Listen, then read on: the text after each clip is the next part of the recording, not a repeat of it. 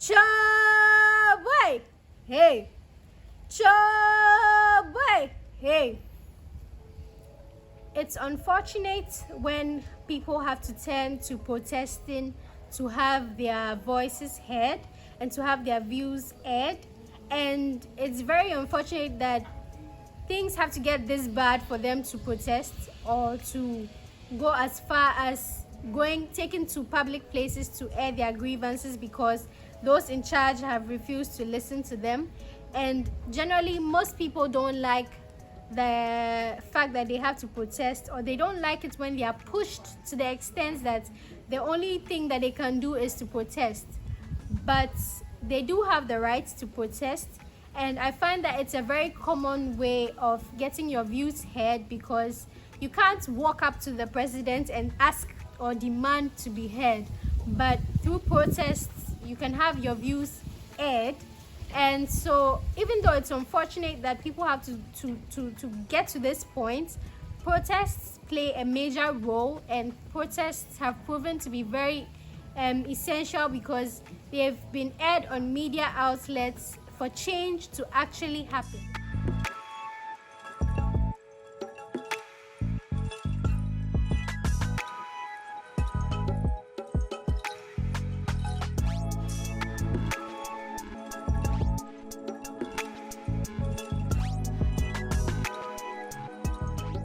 Hi guys, welcome to my YouTube channel.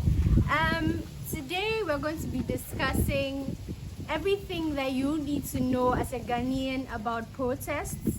I find that this is a very relevant topic because we're on social media and we all have access to the internet. We're hearing so much about protests happening, the Black Lives Matter protests that happened a while ago. We are currently living in the period where there has had to be End SARS protests, and SARS must go, hashtag End SARS, hashtag SARS must go, hashtag End SWAT protests going on because of what is happening to our fellow Nigerians. And I find that it's very important to know or to educate ourselves about protests. What are protests? So protests are basically gatherings of people where they go and then march with placards. They march as a group in a public place to air their views, especially their grievances when it comes to how they've been treated, how something has been handled concerning them that wasn't appropriately handled. And it's a way people go out to express their displeasure as to how they've been treated or how they are being handled. And it's a very common method because honestly it's one of the easiest ways to reach people who can make impact, because especially if you want to reach someone like the president, you know that you can't just walk to his office and demand to be let in and demand that he has a meeting with you and listens to you.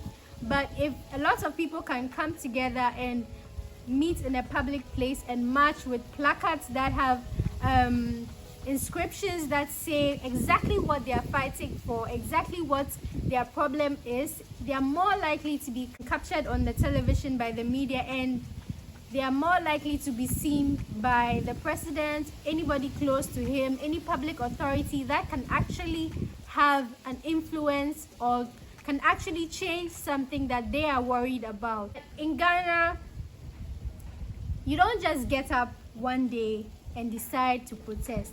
Yes, things may not be going well, but you don't just get up and decide to protest. But you also have the rights to air your view. Even though you do have the right to embark on a procession or a demonstration, you don't just get up and then go and protest. There is a process or there's a method. But first of all, you need to know that it's in your rights, it's well within your rights as a citizen of Ghana. It's found in Chapter 5 of the Constitution, 1992, in Article 21 to be precise. So I can't read it out to you, but I'm going to give you a brief summary or give you a summary. So 21(1)(a) gives you the right to freedom of speech and expression. So you have the right to freely speak. You have the right to access the media, to air your views. 21(1)(d) gives you the right to freedom of assembly. So you can join people to meet in a certain area in a public place. You are free to do that. 21(1)(e) gives you the right to freedom of association. So it means you can join any group, any association, such as the National Law Students Association. And then 21(1)(g) gives you the right to freedom of movement. So you can't be restricted, or you can't have your movement restricted, except of course if you are a prisoner and you have been charged and you've been sentenced. Yes, but as a regular person, you have the right to do any of these things, and under these things they give you the right to freedom of taking part in processions and demonstrations under 21(1)(d). So before you can protest, you need to know that yes, you have the rights. You have the right to protest.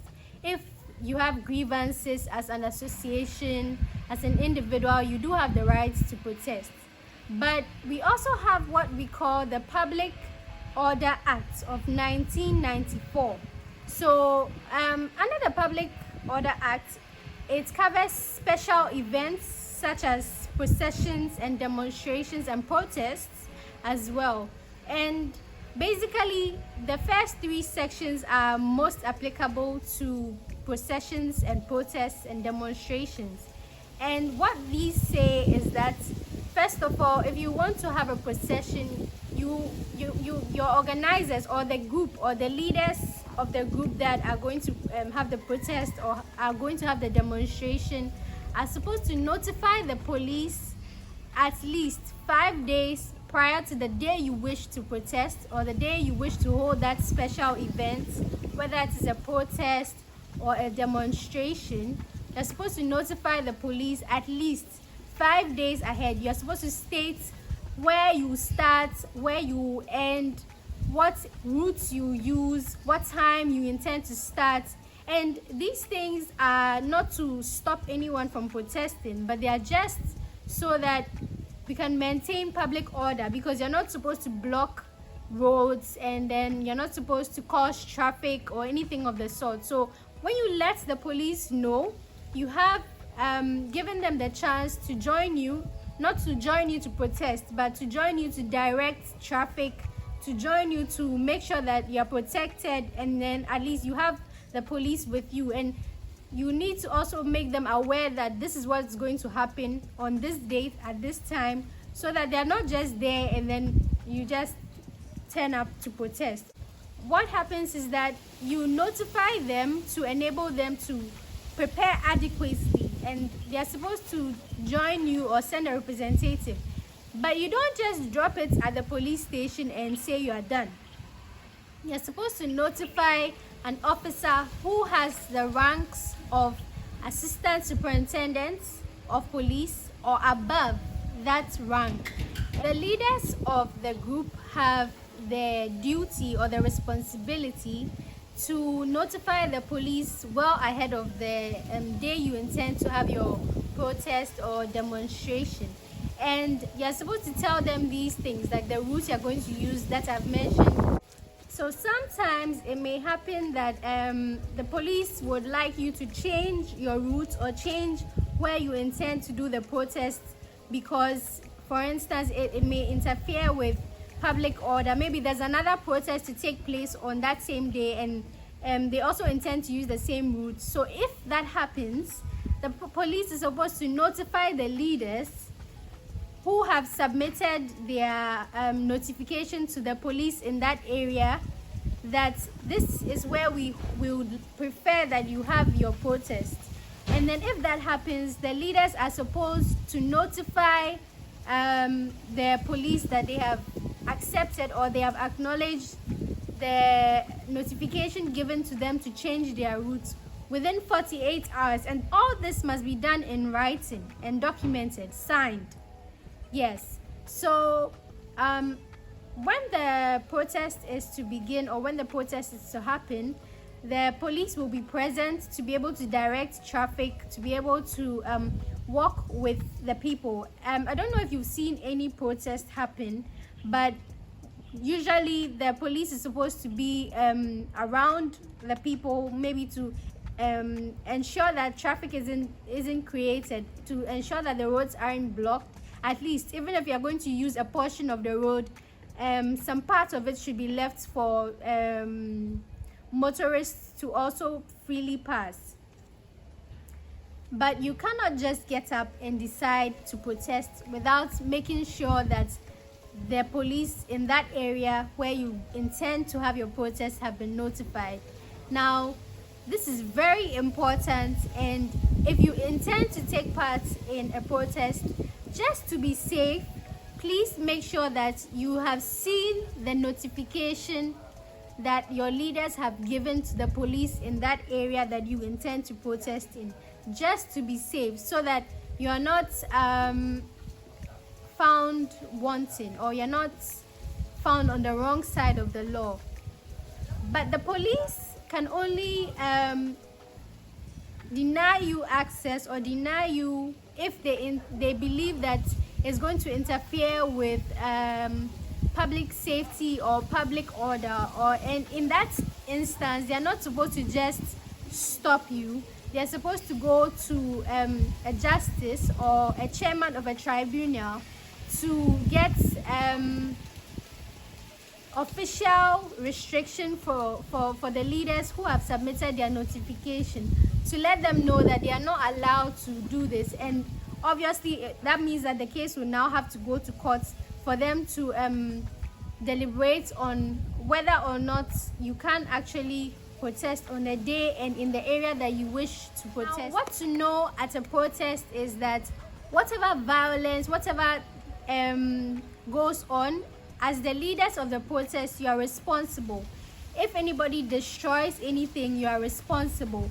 If anybody does anything untoward, you are responsible. And so you are in charge of making sure that your protesters follow the law and do what is right. And if any damage happens, or if any damage is caused, it's the duty of the leaders of the protest to repair any damage whatsoever. But if any violence happens, the police has the right to stop the protest, because their duty is to ensure that there's public order and that there's no interruption of public safety or public health or anything like that. So yes, but ideally you do have the right to protest peacefully. Do not cause any violence, do not cause any fighting. Just peacefully protest, because if you decide to turn violent, you may defeat the purpose for which you are protesting. It would give the police valid reason to stop you, because you're not supposed to cause any violence or interrupt with public order or public peace. I must say that I find what is going on in Nigeria rather unfortunate. I cannot believe that in this big 2020, people are being tortured and killed because of things as basic as owning an iPhone or owning AirPods. I don't understand it. I really don't get what is going on, and it's very unfortunate that it has had to come to this. And I'm really hoping that whoever is in charge will finally listen to the people. I mean, they're protesting in all 36 states, and I find that it's unfortunate that still no proper action is being taken. The people who have lost their lives, I hope that they did not die in vain, and I hope that it can actually be tackled. And if you are watching me, I hope that you are moved to really find out what is going on and add your voice to the cries of many. If you can't even do anything, the least you can do is to go on social media and retweet, because people are losing their lives, and that's so wrong. They have the right to life, and they shouldn't have to lose it for certain reasons, such as owning things like an iPhone or anything flashy. And that's very unfortunate. My heart goes out to those in Nigeria, and I think that I speak for many people in Ghana when I say that we are with you, and we hope that you can get through what you're going through now in one piece.